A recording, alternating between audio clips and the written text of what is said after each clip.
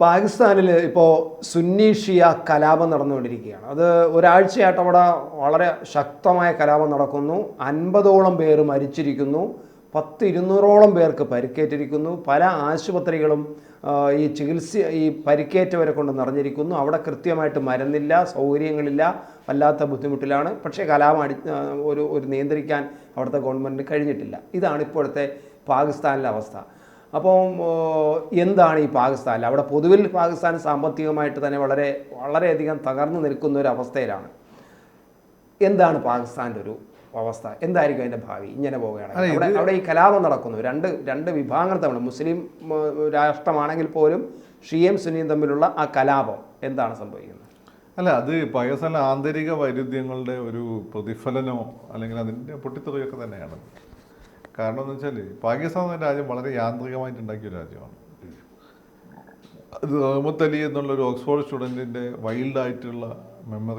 വൈൽഡായിട്ടുള്ള ചിന്തയിൽ വന്നിട്ടുള്ള ഒരു സാധനമാണ്. ജിന്ന തന്നെ ഇത് വന്ന സമയത്ത് പോയി പണിയൊക്കാൻ പറഞ്ഞത് ഇത് നടക്കാത്ത കാര്യം തോന്നാം. മുസ്ലിം ഭൂരിപക്ഷ പ്രദേശം, ഇന്ത്യയിലെ മുസ്ലിം ഭൂരിപക്ഷ പ്രദേശങ്ങൾ കൂട്ടി മുസ്ലിങ്ങൾക്കൊരു രാജ്യം ഉണ്ടാക്കുക എന്നുള്ളത്, ഇതിനെ കൂട്ടി യോജിപ്പിക്കുന്ന ഒരേ ഒരു ഘടകം മതമാണ്. മതത്തിനൊരിക്കലും പൂർണ്ണമായ ആളുകളെ കൂട്ടി യോജിപ്പിക്കാൻ പറ്റില്ല, ഒരു രാഷ്ട്രീയ പാർട്ടിക്കും പറ്റില്ല, അങ്ങനെയൊക്കെ നമ്മൾ ജാതിക്കും പറ്റില്ല. അതൊക്കെ വെറുതെ വിചാരിക്കണം. അതിൻ്റെ ഉള്ളിൽ ആന്തരിക വൈരുദ്ധ്യങ്ങൾ ഇങ്ങനെ പുറത്ത് വന്നുകൊണ്ടേയിരിക്കും.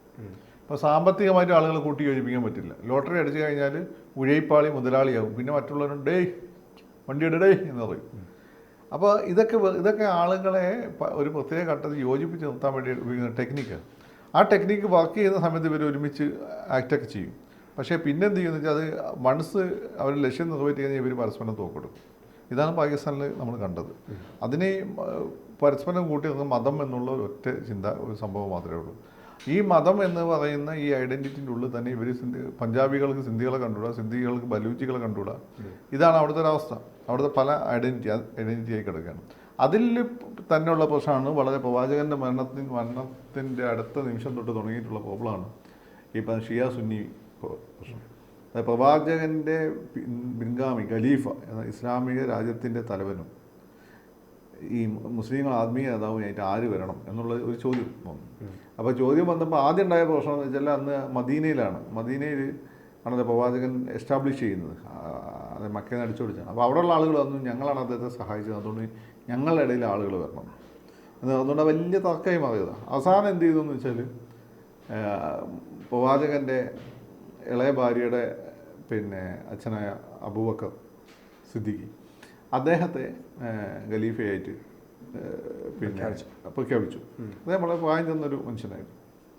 അപ്പം അത് പൊതുവെ ഒരു കൺസെൻ്റ് ആയിരുന്നു. ആളുകൾ പറഞ്ഞ ഇസ്ലാമിലേക്കുള്ള ഫസ്റ്റ് കൺവേർട്ട് പ്രവാചകൻ്റെ അനന്തിരവനായിട്ട് അലിയാണ്. അത് വളരെ ചെറിയ 14 വയസ്സ് മറ്റുള്ളപ്പോൾ ഇസ്ലാമായതാണ്. അത് ഫസ്റ്റ് കൺവേർട്ടാണ് അദ്ദേഹം. പ്രവാചകൻ്റെ കൂടെ ഉടനീളം ഉണ്ടായതാണ്. നല്ല ഫൈറ്ററാണ്, നല്ല പോരാളിയാണ്. അദ്ദേഹമാണ് ഖലീഫ ആവേണ്ടെന്ന് പറഞ്ഞത്. പക്ഷെ അദ്ദേഹം ഇപ്പോൾ കഴിവ് കൂടിപ്പോയി. അപ്പോൾ അദ്ദേഹത്തിന് എങ്ങനെ ഒതുക്കാന്നുള്ളതായിരുന്നു വരെ പരിപാടി. അപ്പോൾ അങ്ങനെയാണ് ഖലീഫ ഇദ്ദേഹം വരുന്നത് അബൂബക്കർ വരുന്നത്. അപ്പോൾ സമാരാധ്യനായ നമ്മുടെ CPIയിൽ പന്നിൻ്റെ വീന്ന് വന്ന പോലെ പറയും. പന്നിൻ്റെ വീന്ന കാനത്തിന് ഒതുക്കാൻ വേണ്ടിയിട്ടാണല്ലോ. അപ്പം അങ്ങനെ അല്ല പന്നിൻ്റെ വീണ് താല്പര്യം ഉണ്ടായിട്ടില്ല. അതെ, പന്നിൻ പാവം നല്ല സാത്വികനായ മനുഷ്യനാണ്. അദ്ദേഹത്തിന് ഒന്നും താല്പര്യമില്ലായിരുന്നു. പക്ഷേ അവസാനം പാർട്ടിയിൽ അടി തീർക്കാൻ വേണ്ടിയിട്ട് അദ്ദേഹത്തിന് കൊടുക്കേണ്ടി വന്നു. അപ്പം ഇതേപോലെ അദ്ദേഹം വരികയും അന്ന് തൊട്ടേ പ്രശ്നങ്ങളുണ്ട്.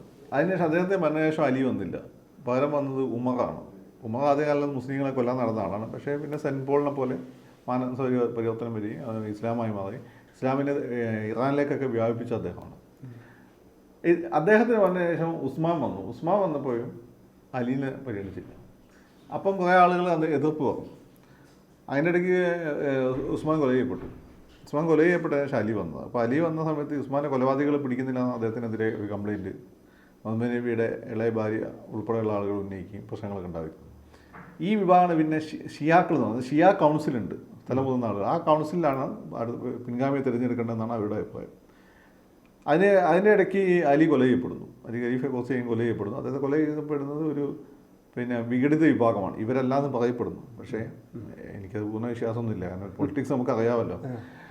അപ്പോൾ അലി കൊല ചെയ്യപ്പെട്ടതോട് കൂടിയിട്ട് പിന്നെ അങ്ങോട്ട് കുറച്ച് കഴിഞ്ഞപ്പോൾ ഈ ഭരണം യസീദ് എന്ന് പറഞ്ഞിട്ടുള്ള യസീദികളല്ല, യസീദികൾ മുസ്ലിങ്ങളല്ല, യസീദ് എന്ന് പറഞ്ഞിട്ടുള്ള ഒരു ഗവർണറായ ഭരണാധികാരിയിലെ പരസ്പരം മുഅവിയ എന്ന് പറഞ്ഞിട്ട് പ്രവാചകൻ്റെ പിന്നെ ആദ്യ കാലഘട്ടത്തിലെ ഒരു സഹാബിയൊക്കെ ആയിട്ടുള്ള ആളുണ്ടായിരുന്നു. സഹാബി അദ്ദേഹത്തിൻ്റെ മകനാണ് യസീദ്. ഇവൻ കള്ളുകൂടിയൊക്കെയാണ്. ഇവൻ ഭരണാധികാരിയാവുകയും പിന്നെ കുറച്ച് കഴിഞ്ഞപ്പോൾ ഇവൻ പ്രവാചകൻ്റെ പിന്നെ കൊച്ചുമക്കളെ, അലിയുടെ മക്കളെ മകനെ കൊന്നുകളി, അങ്ങനെ അതാണ് വല്ലാത്തൊരു സംഭവമാണ്. അതോടുകൂടി ഈ അലിയെ സപ്പോർട്ട് ചെയ്ത ഷിയ എന്ന് വെച്ചാൽ അത് പാർട്ടി ഓഫ് അലി എന്നാണ് അർത്ഥം. ഇവരും ഈ സുന്നി ഈ യസീദിനെ സപ്പോർട്ട് ചെയ്ത ആളുകളും തമ്മിൽ ഭയങ്കര യുദ്ധമായി. ആ യുദ്ധം ഇപ്പോഴും നടന്നുകൊണ്ടിരിക്കുക. അതാണ് ഇപ്പോൾ പാകിസ്ഥാനിൽ നിങ്ങൾ കാണുന്നത്.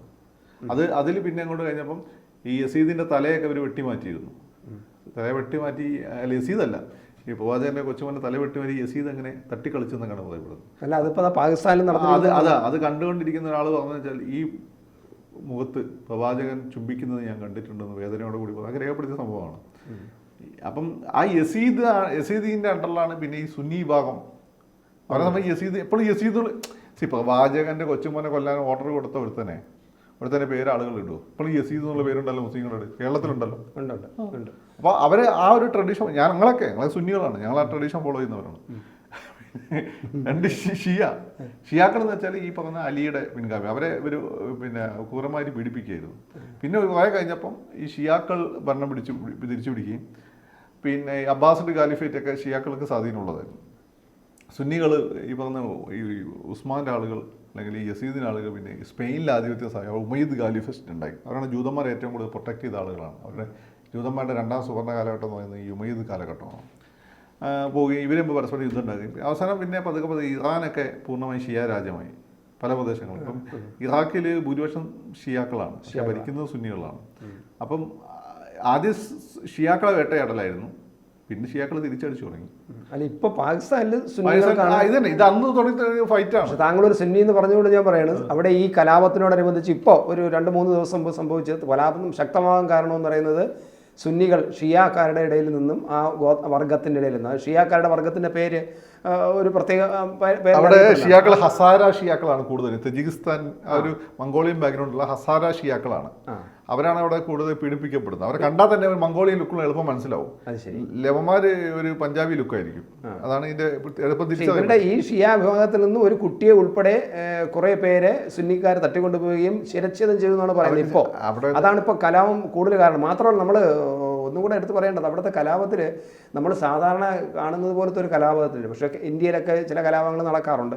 പക്ഷേ അതിനേക്കാൾ ഉപരി നമ്മൾ കാണുന്ന അവിടെ പിന്നെ ചെറിയ റേഞ്ച് മിസൈലുകൾ അവർ ഉപയോഗിക്കുന്നുണ്ട്, റോക്കറ്റ് റേഞ്ചുകൾ ഉപയോഗിക്കുന്നുണ്ട്, മോർട്ടറുകൾ ഉപയോഗിക്കുന്നുണ്ട് ഈ കലാപത്തിൽ. അപ്പം ഇത് നിസ്സാര ഒരു കലാപം, ഒരു യുദ്ധം പോലത്തെ കലാപമാണ്. നമ്മൾ കലാപം നമുക്ക് പറയാൻ പറ്റില്ല. കാരണം മാത്രമല്ല, ഇതിനകത്ത് ഒന്നും കൂടെ ഉണ്ട്. ഇതിനകത്ത് നിൽക്കുന്നവർ കൂടുതലും ഇറാഖിലും സിറിയയിലും പോയിട്ട് ഈ മതവിശ്വാസത്തിന്റെ ഭാഗമായിട്ട് അവിടെ പോയിട്ട് സന്നദ്ധ പ്രവർത്തനം നടത്തി യുദ്ധത്തിൽ പങ്കെടുത്തിട്ട് വരുന്നവരുണ്ടല്ലോ.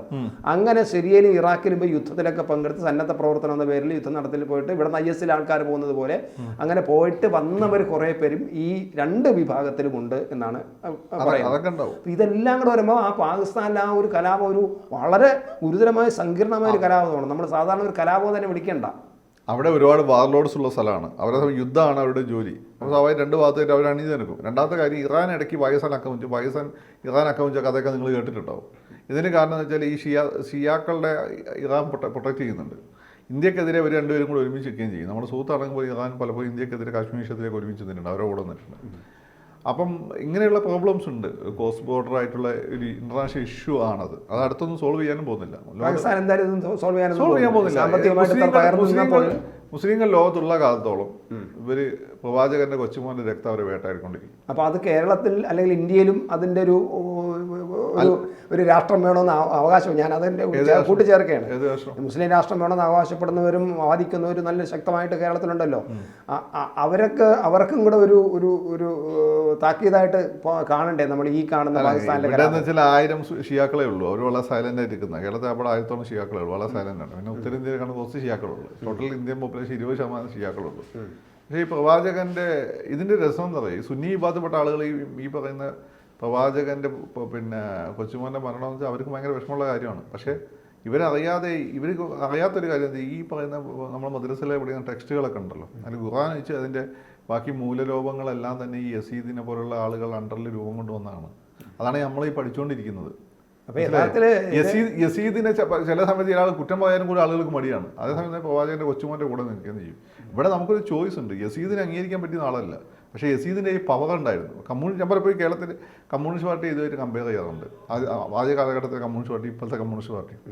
അപ്പോൾ അതേപോലെ ആയിരുന്നു അന്ന് സംഭവിച്ചത്. യസീദിൻ്റെ കാലഘട്ടത്തിലെത്തിയ സമയത്ത് യസീദ് ഈ പറയുന്നത് പോലെ അയാൾ അധികാരം ഉപയോഗിച്ചുകൊണ്ട് ഇതിനെല്ലാം കീഴടക്കുകയായിരുന്നു. അപ്പം ബുദ്ധിജീവികളെല്ലാം തന്നെ അവസാനം എന്ത് ചെയ്തു, ഈ അധികാരത്തിന് കീഴ്പ്പെടേണ്ടി വന്നു. അതിനെതിർത്തുന്ന ആളുകളെ വേട്ടയാടി. അതാണ് ഷിയാക്കൾ. ഷിയാക്കളും ക്രൂരതകൾ കാണിക്കുന്നുണ്ട് സുന്നികൾക്ക്. ഞാൻ അന്ന് കാണിച്ച തെറ്റിൻ്റെ പുറത്ത് എല്ലാ സുന്നികളെ ആക്രമിക്കേണ്ട ആവശ്യമില്ലല്ലോ. അപ്പോൾ ഈ ഒരു പ്രശ്നം മുസ്ലിങ്ങൾ ആദ്യം ചെയ്യേണ്ടത് ഈ ഒരു പ്രശ്നം പരിഹരിക്കുകയാണ്. എന്നിട്ട് മറ്റുള്ളവർ ഫൈറ്റ് ചെയ്താൽ പോരെ. അതെ തന്നെ. ഓക്കെ, അതാണ് ഇപ്പോൾ ഇന്ത്യയിലും അത്തരത്തിൽ വാദങ്ങൾ ഉയർന്ന അല്ലെങ്കിൽ പിന്നെ ആത്യന്തികമായി എല്ലാത്തിനും എന്താണ് അടിസ്ഥാനം ദീനാന്ന് പറയരുത്. അത്രയേ ഉള്ളൂ.